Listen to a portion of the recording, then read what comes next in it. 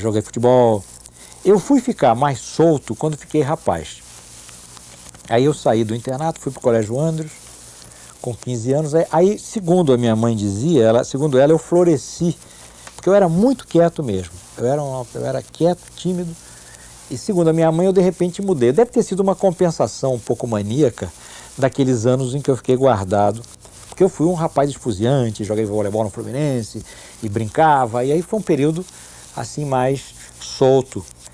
Nós tínhamos um grupo, nós gostávamos de penetrar nas festas. Enfim, todas aquelas inocentes alegrias dos anos 50, que foram anos radiosos no Rio de Janeiro também e que permitiam uma juventude inesquecível. Das travessuras, digamos assim, dessa época, nós tínhamos o pegar o bonde andando e saltar do bonde andando. Era o máximo da malandragem, da chinfra, da juventude da época, da rapaziada, você pegar o bonde andando e saltar do bonde andando.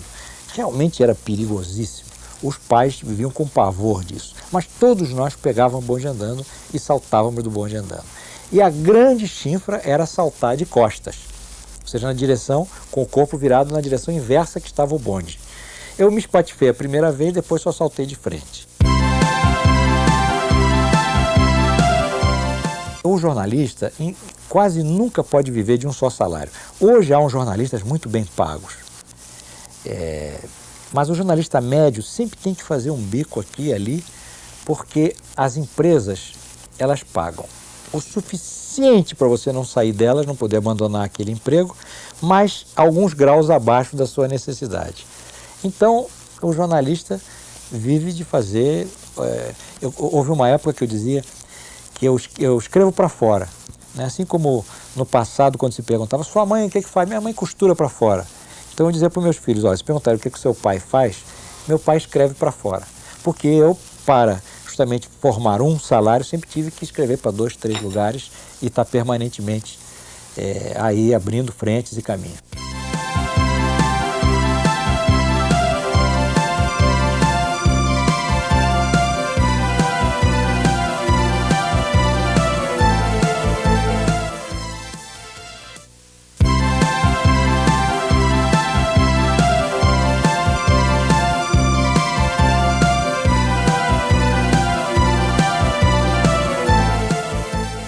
Normalmente, ou habitualmente, o escritor é mais um especialista em literatura. Eu nunca fui bom aluno, quando era menino, lastimo profundamente não ter sido bom aluno, e sempre fui uma pessoa que devaneou. Quando eu era criança, as professoras diziam, o seu filho, para minha mãe, seu filho é muito bonzinho, porque eu era muito quieto, mas ele não presta atenção. Aquilo me dava uma certa raiva, porque as professoras, eu acho que eu era uma criança assim, bem inexpressiva, e eu acho que as professoras diziam aquilo porque não tinham outra coisa para dizer a meu respeito. Eu não gostava, mas hoje eu vejo que elas falavam algo certo. Eu realmente não prestava atenção. Eu vivia imerso num mundo interior. Esse mundo interior, a música fez sempre parte dele. E diferentemente dos outros escritores, embora eu não fosse bom aluno, eu lia muito, mas sempre escutei música. Um pouco porque meu pai ouvia música clássica e popular no rádio, no velho rádio, quando eu era criança, nos anos 40.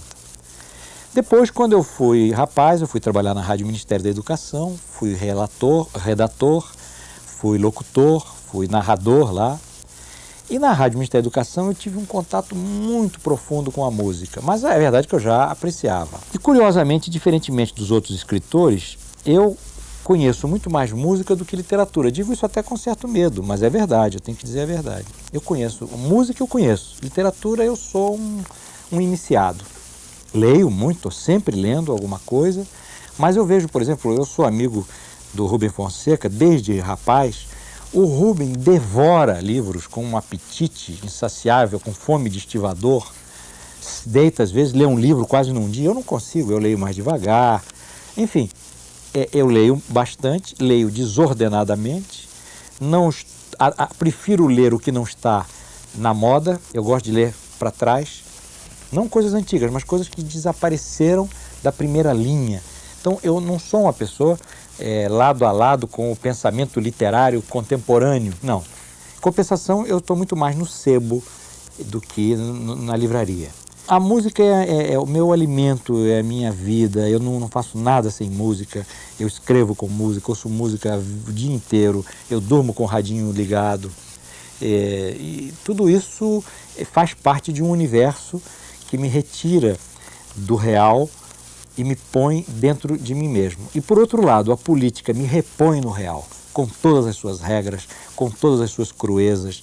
Então essa peripécia, não é, de uma subjetividade e de uma objetividade, ambas gritando em confronto dentro, elas formam um conjunto dentro de mim que, a meu ver, é o que me leva à escrita.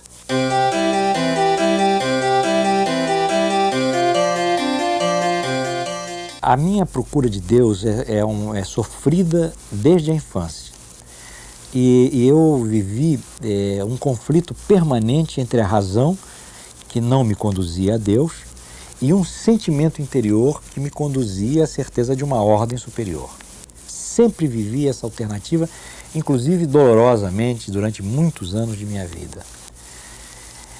Com os anos, eu fui me aproximando da ideia que o filósofo Bergson tinha da divindade, que é a ideia de que se pode atingir por intuição e não por pensamento. Eu fui aluno da PUC, e a PUC é da ordem dos jesuítas, que é evidentemente influenciada por São Tomás de Aquino. São Tomás de Aquino, lá a gente aprendia isso, tem até estudos muito aprofundados sobre como chegar à ideia de Deus pela razão.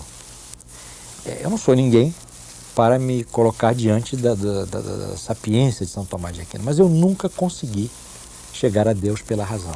A palavra revelação não quer dizer aparição, né? Agora ela ganhou até um outro conotativo, né? Revelação do ano, né?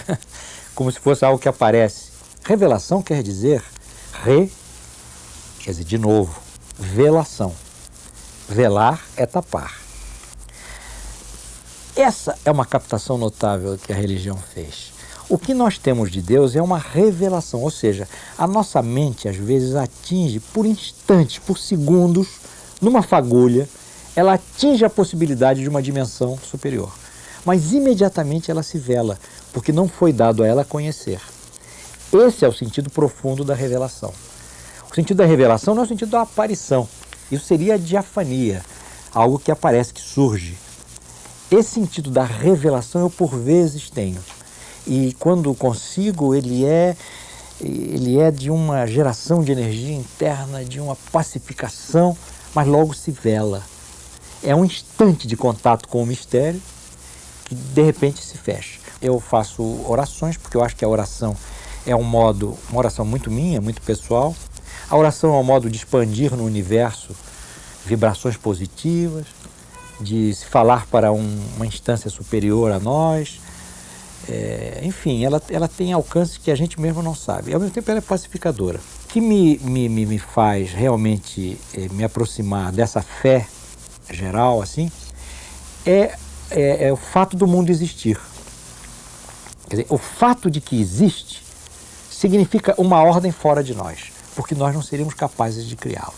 Isso então me traz uma compensação a todas as angústias quando a ideia de Deus me escapa. Eu tenho uma crônica em que eu digo que o meu problema não é saber se Deus existe, é Deus saber que eu existo, porque então eu estarei com essa proteção cósmica definitiva.